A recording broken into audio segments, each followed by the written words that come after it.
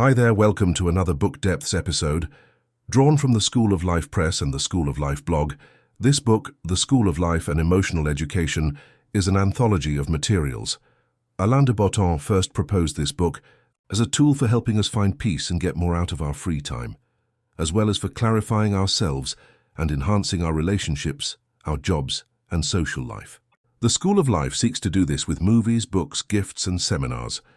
Let us now discuss each chapter, depending on the content of the introduction, so preparing the ground for the emotional learning the book intends to offer. The introduction summarizes the main points of contention of the book. Modern societies often overlook psychological and emotional education, even while they spend heavily in academic and professional education. Often ascribed to a romantic perspective that values instinct over reason in emotional life, this neglect results from an assumption that emotional insight is either useless or unteachable. The introduction makes case for the value of emotional intelligence, stressing that it covers a spectrum of abilities essential for negotiating social and personal obstacles.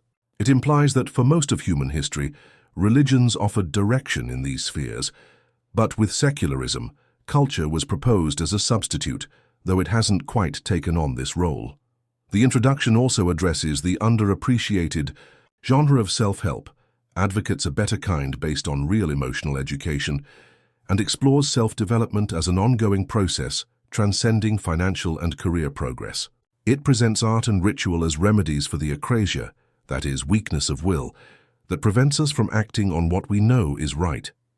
At last, it tackles the ideas of first-world problems as major psychological afflictions, the risks of believing in human perfectibility, and the need of consolation and accepting imperfection. The introduction ends with a suggestion that aiming for sane insanity and embracing melancholy can be wiser than striving for constant happiness, and that the simple facts of emotional life are often neglected due to a preference for the obscure, leading to the need of the School of Life, a systematic approach to emotional maturity. Self probably explores the complexity of knowledge our own minds provide, the challenge of self-awareness, and the frequency of self-ignorance. It might look at the idea of emotional skepticism, so promoting a critical attitude toward our own ideas, examining our emotional inheritance and how it shapes our perceptions of present events. This chapter would probably also address how the past influences the present. It would most likely cover basic wounds from childhood and their effects, the several imbalances resulting from our early years, and our inclination toward amnesia and denial of our past. Examining the several aspects of self-deception and providing ideas on what makes an emotionally healthy childhood, as well as indicators of emotional health, such self-love and honesty, would probably help to close the chapter. 2. Others most. Likely pay attention to our interactions with other people. Given the emphasis on kindness in the introduction, this chapter might look at the value of charity of interpretation and our perspective of losers and tragic failures in society. It might explore the weakness of strength, implying that often the negative side of people's achievements is their shortcomings and the need of knowing the underlying reasons of unpleasant behavior. The chapter might also cover the complex roles of politeness and diplomacy in social contacts, as well as how to view our enemies. It might also cover the idea of warmth in our contacts, the sometimes misinterpreted art of teasing, the essential ability of good listening, and how to negotiate social tragedies. The introduction also addresses shyness and the need of vulnerability in relating with others, as well as the dynamic of worrying whether or not they like us. Third, relationships would probably explore more the complexity of personal relationships. It would most likely start with looking beyond romanticism, challenging conventional and often illogical ideas of marriage and love. Maybe this chapter presents a more classical perspective of relationships. It might look at the sometimes unconscious elements of selecting a mate and the need of appreciating that we are a hellish proposition and so are our partners.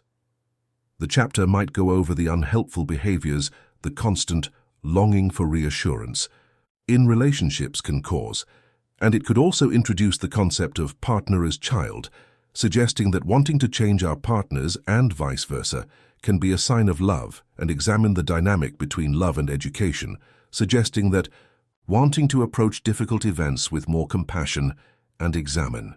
The chapter would probably also cover the ubiquitous issue of the importance of sex in relationships, including the often unacknowledged truths about sexual desire and the meaning of sexual excitement, as well as the complexity of affairs and how to negotiate arguments, including many kinds like the interminable defensive, spoiling, pathologizing, absentee, and no-sex arguments.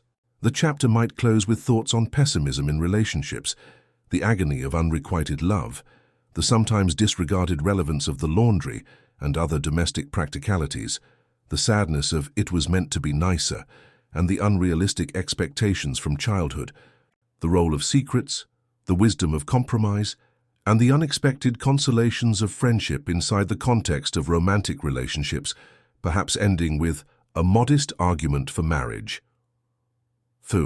Work would most likely apply the ideas of emotional education to the professional field. It might begin by looking at the dangers of the good child in a work environment where too much compliance might impede development.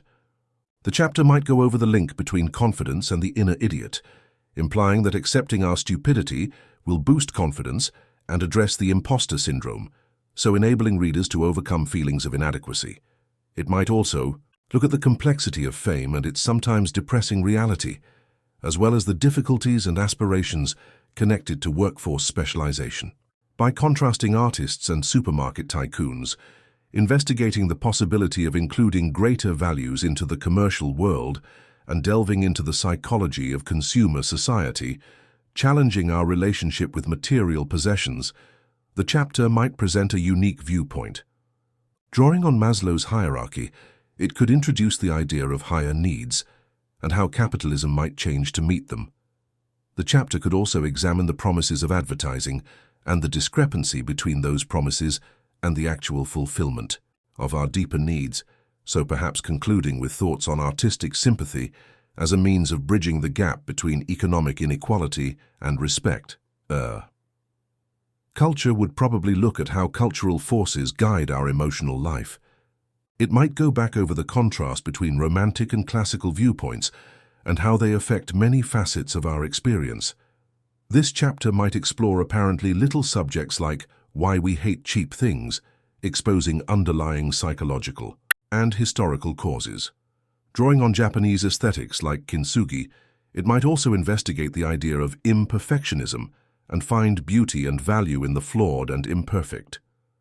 The chapter would probably stress the part that culture plays in offering comfort and validation for our grief, and propose that art might be a kind of company and help with our loneliness.